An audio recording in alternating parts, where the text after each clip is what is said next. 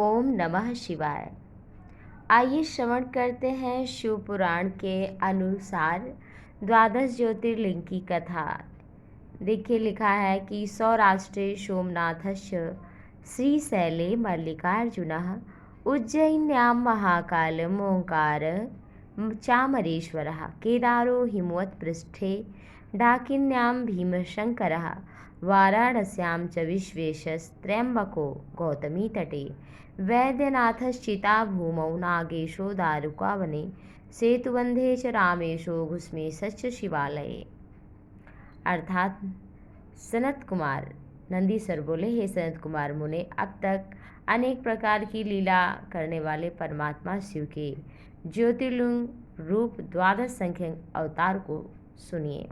सौराष्ट्र में सोमनाथ, श्रीशैल पर मल्लिकार्जुन, उज्जैन में महाकाल, ओंकार में अमरेश्वर, हिमालय पर केदारेश्वर, डाकिनी में भीमशंकर, काशी में विश्वनाथ, गौतमी तट पर त्र्यंबकेश्वर, चिताभूमि में वैद्यनाथ, दारुका वन में नागेश्वर, सेतुबंध में रामेश्वर, शिवालय में घुश्मेश्वर, ये 12 शिव जी के ज्योतिर्लिंग रूप अवतार हैं।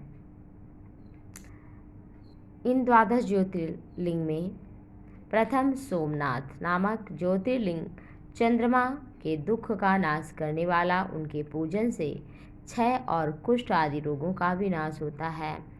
ये सोमेश नामक शिवावतार सुंदर सौराष्ट्र देश में लिंग रूप में स्थित है। पूर्व काल में चंद्रमा ने इनकी पूजा की थी। वहीं पर चंद्रकुंड है, जो समस्त पापों का नाश करने वाला बुद्धिमान पुरुष वहाँ स्नान करने मात्र से सभी रोगों से छुटकारा प्राप्त करते हैं। शिव जी के परमात्म स्वरूप महालिंग सोमेश्वर का दर्शन करके मनुष्य पाप से मुक्त हो जाता है और भोग मोक्ष प्राप्त करता है। शिव का मल्लिकार्जुन दूसरा अवतार श्रीशैल पर हुआ, जो भक्त को मनोवांछित फल देता है। मुनि, वे भगवान शिव कैलाश पर्वत से पुत्र कार्तिकेय को देखने के लिए अत्यंत प्रीतिपूर्वक श्रीशैल पर गए। वहां शिवलिंग रूप से भक्तों से संतुष्ट हुए। हे मुने, उस द्वितीय ज्योतिर्लिंग की पूजा करने से महान सुख की प्राप्ति होती है और अंत में निसंदेह मुक्ति भी प्राप्त होती है।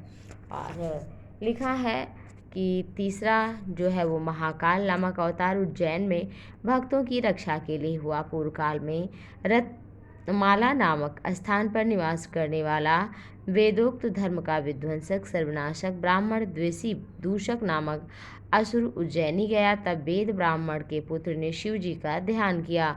शिव जी प्रकट हुए और उनके हुंकार मात्र से असुर को भस्म कर दिया। भगवान शंकर ने अपने हुंकार से इस प्रकार इस दैत्य को मारकर देवगणों से प्रार्थित होकर भगवान भक्तों की रक्षा के लिए महाकाल नामक ज्योतिर्लिंग रूप में उज्जैनी में प्रतिष्ठित हुए। इस महाकाल नामक ज्योतिर्लिंग के दर्शन यत्न पूर्वक पूजन से सभी कामनाएं सिद्ध होती हैं। अंत में उत्तम गति की प्राप्ति होती है और परमात्मा के शिव द्वारा धारण किया गया परम ऐश्वर्य संपन्न जो चौथा अवतार है, ओंकारेश्वर नाम से प्रसिद्ध है।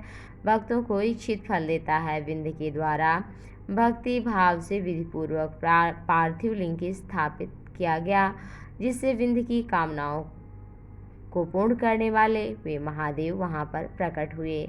देवगणों की प्रार्थना द्वारा भगवान शंकर वहां 2 रूप में स्थित हो गए। लिंग रूप से स्थित हुए भक्तों पर कृपा करने वाले तथा भोग मोक्ष देने वाले हैं। हे मुनीश्वर, प्रणव में ओंकार नाम से स्थित शिव ओंकारेश्वर नाम से प्रसिद्ध है। पार्थिव शिवलिंग परमेश्वर नाम से प्रसिद्ध है। हे महामुनि, इनके दर्शन तथा पूजन करने से भक्तों को अभीष्ट फल की प्राप्ति होती है। इस प्रकार मैंने चतुर्थ स्थानीय ओंकारेश्वर तथा परमेश्वर ज्योतिर्लिंग का वर्णन किया। परम शिव का 5वां अवतार केदारेश नामक नाम वाला है। यह ज्योतिर्लिंग उत्तराखंड में स्थित है, केदारनाथ क्षेत्र में स्थित है। हे मुने, विष्णु के जो नर नारायण नामक अवतार हैं, उनके द्वारा वहाँ के निवासियों द्वारा प्रार्थना किए जाने पर वे शिव हिमालय के केदार नामक स्थान पर स्थित हो गए थे। उन दोनों ने ही इन केदारेश्वर नामक ज्योतिर्लिंग की पूजा की थी। एक केदारेश्वर नामक शिव दर्शन तथा अर्चन से भक्तों के मनोरथ को पूर्ण करने वाले हैं। हेता शिव जी का यह केदार संज्ञक अवतार सर्वेश्वर होने पर भी इस केदार खंड का विशेष रूप से स्वामी है, जो भक्तों की कामना को पूर्ण करते हैं। शिव जी का छठा ज्योतिर्लिंग भीमा शंकर के नाम से प्रसिद्ध है। यह अवतार महान लीला करने वाला है, भीम नामक असुर का विनाशक है। इन्हीं भीम शंकर ने भक्तों को दुख देने वाले भीम नामक अद्भुत दैत्य को मारकर कामरूप देश के सुदक्षिण नामक भक्त की राजा की रक्षा की थी। इसलिए वे राजा द्वारा प्रार्थना किए जाने पर भीम शंकर नामक ज्योतिर्लिंग के रूप से उस डाकिनी नामक स्थान में स्वयं प्रतिष्ठित हुए।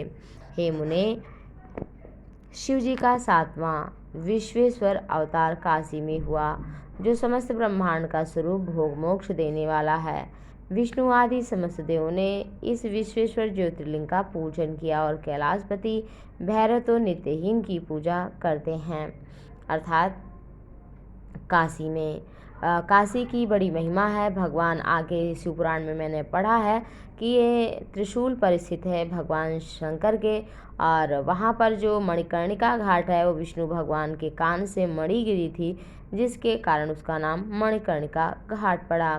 भगवान ने ये वचन दिया था, मैं यहाँ से कभी नहीं जाऊँगा, इसलिए उसे अभिमुक्त के नाम से भी, अर्थात वो वहाँ से शंकर जी कभी जाते नहीं। प्रलय काल में भी काशी का नाश नहीं होता है, क्योंकि भगवान शंकर के त्रिशूल पर स्थित है।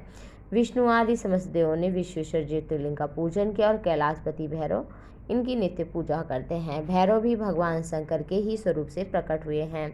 स्वयं सिद्ध स्वरूप ये प्रभु अपनी काशीपुरी में ज्योतिर्लिंग रूप से विराजमान है।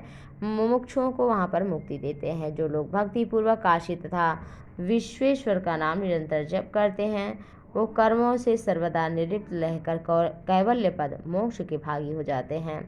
शिव जी का त्रयंबक नामक अवतार महर्षि गौतम के द्वारा पूजा अर्चना प्रार्थना करने पर गौतमी तट पर हुआ। महर्षि गौतम द्वारा प्रार्थना किए जाने पर वहीं पर उनकी प्रसन्नता के लिए शिव जी ज्योतिर्लिंग स्वरूप में स्थित अचल होकर के प्रतिष्ठित हो गए। उन महेश्वर के दर्शन स्पर्श अर्चन से भी कामना पूर्ण होती है, अंत में मुक्ति मिलती है। शिव के अनुग्रह से वहाँ पर गौतम के प्रीतिवश पवित्र करने वाली शिवप्रिया गंगा गौतमी नाम से स्थित हैं। शिव जी का नौवां ज्योतिर्लिंग अवतार वैद्यनाथेश्वर नाम से प्रसिद्ध है। नाना विधि लीलाएं करने वाले प्रभु रावण के लिए प्रकट हुए थे। रावण ने बहुत तपस्या की और जब भगवान प्रकट हुए तो आगे जो विस्तार से वर्णन है वो भी हम आपको आगे कथा हम सुनाएंगे। तो भगवान से कहा हम लंका ले जाना चाहते हैं। भगवान ने कहा जहाँ तुम मुझे रख दोगे मैं वहाँ से नहीं उठूँगा। और फिर एक जगह जंगल में उन्हें लघु शंका लगती है रावण को, और एक ग्वाले को कह देता है कि इसे पकड़ लो, और ग्वाले ने फिर बहुत देर हो गई रावण को आने में तो वो रख देता है, जिससे भगवान वहीं पर स्थित हो गए। और ये जो वैद्यनाथेश्वर हैं तीनों लोकों में प्रसिद्ध हैं। भक्तिपूर्वक इनका जो दर्शन पूजन करता है वो निश्चित ही भोग मोक्ष प्राप्त करने वाला होता है। हे मुने, वैद्यनाथेश्वर शिव के महात्म्य शास्त्र को पढ़ने सुनने वाले को भोग मोक्ष प्राप्त होता है। शिव जी का 10वां अवतार नागेश्वर नाम से जाना जाता है, जो भक्तों की रक्षा के लिए अवतरित हुए और दुष्टों का दमन करते हैं। धर्मनाशक दारुक नामक राक्षस को मारकर शिव जी ने वैश्य के स्वामी सुप्रिय नामक अपने भक्त की रक्षा की थी। नाना प्रकार की लीला करने वाले परमात्मा सांब सदा शिव लोगों का कल्याण करने के लिए ज्योतिर्लिंग स्वरूप धारण करके नागेश्वर नाम से स्थित हो गए। हे मुने, उस नागेश्वर नामक ज्योतिर्लिंग का दर्शन पूजन से महापातक के समूह भी नष्ट हो जाते हैं। मुने, शिव जी का 11वां अवतार रामेश्वरम नाम से जाना जाता है। ये जो रामचंद्र जी का प्रिय करने वाला है, राम जी ने इसे स्थापित किया था। और जब लंका पर चढ़ाई कर रहे थे भगवान श्री राम, तो भगवान रामेश्वर ने ही रामचंद्र के द्वारा संतुष्ट किए जाने पर उन्हें विजय का वरदान दिया था। हे मुने, रामचंद्र जी द्वारा प्रार्थना करने पर उनके द्वारा सेवित हुए शिव जी ज्योतिर्लिंग स्वरूप में सेतुबंध में स्थित हो गए। रामेश्वर की महिमा पृथ्वी तल में अद्भुत अतुलनीय भोग मोक्ष देने वाला, भक्त के मनोरथ को पूर्ण करने वाला कहा जाता है। जो मनुष्य रामेश्वर को उत्तम भक्तिपूर्वक गंगा जल चढ़ाता है जीवन मुक्त हो जाता है और सुख को भोग कर अंत में ज्ञान को प्राप्त होता है, मोक्ष प्राप्त करता है। शिव जी का 12वां अवतार घूष्मेश्वर नाम से प्रसिद्ध है, जो भक्तों पर कृपा करता अनेक विध लीला करने वाले तथा घुष्मा को आनंद देने वाला है। हे मुने, दक्षिण में देवशैल के समीप स्थित सरोवर में घुष्मा का कल्याण करने वाले प्रभु शिव प्रकट हुए थे। हे मुने, इन्हीं भक्तवत्सल शिवजी ने सुदेहा द्वारा मारे गए घुष्मा के पुत्र की उसकी भक्ति से प्रसन्न होकर रक्षा की थी। घुष्मा के द्वारा प्रार्थना किए जाने पर संपूर्ण कामनाओं को देने वाले प्रभु घुष्मेश्वर नाम से उस सरोवर में स्थित ज्योतिर्लिंग स्वरूप स्थित हो गए। इस तरह से जो भी ये कथा सुनता है द्वादश ज्योतिर्लिंग की, वो मनुष्य सभी पापों से छूट जाता है। इसको अगर आपने भी सुना तो शेयर करिए, और अच्छा लगा तो फिर ज़रूर लाइक करिए, कमेंट करिए। ओम नमः शिवाय। आप सभी भक्तों पर भगवान भोलेनाथ त्रिपुरारी की कृपा बनी रहे। फिर हम आप सभी को आगे विस्तार से द्वादश ज्योतिर्लिंग की कथा श्रवण कराएंगे शिवपुराण के अनुसार। यदि आप चाहते हैं तो ज़रूर कमेंट करें। ओम नमः शिवाय। हर हर महादेव। नमः पार्वती पतये।